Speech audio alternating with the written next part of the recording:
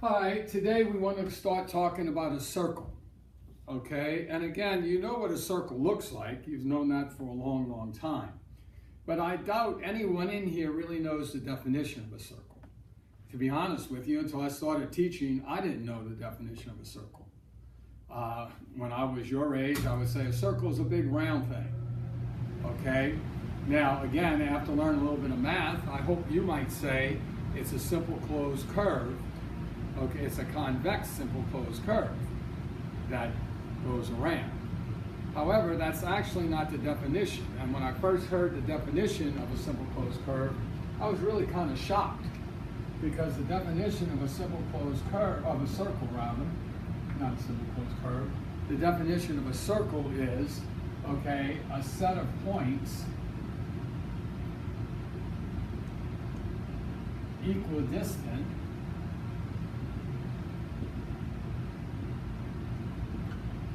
from a given point.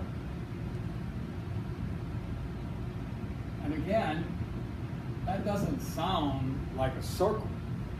That doesn't sound like something that would be round at all. However, when you look at it, okay,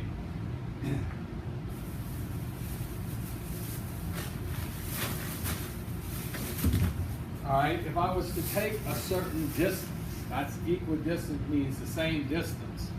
If I was to pick a point, and then I was to pick a distance, let's say from where my thumb is to the point of this thing.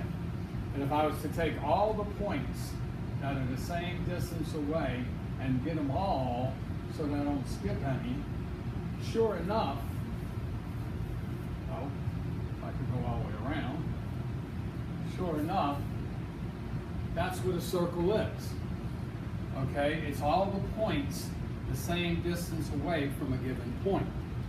Now, that given point is called the origin.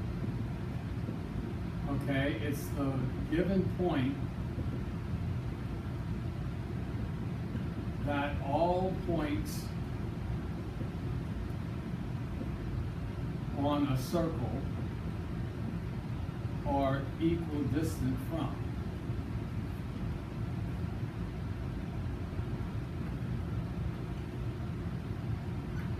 And that distance that you measure, whatever that might be called, is called a radius. And again, the radius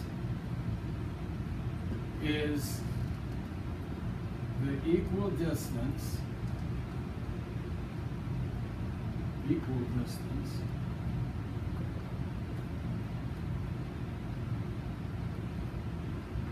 that all points on a circle are away from the origin.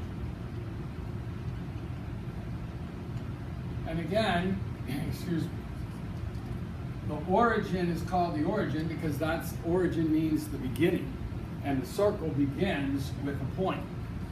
And the radius is how far away from that point all the points on your circle wind up being.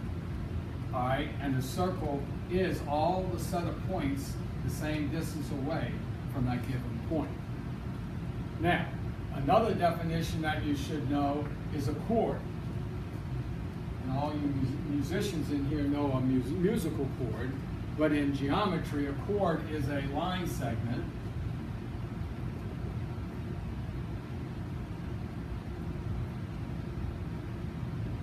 that connects any two points on a circle. So, if I took a point A here and a point B here, that line segment that connects them would be called a chord. Okay? And again, you have different chords on a circle. But there's one special chord called a diameter. And a diameter is a chord that crosses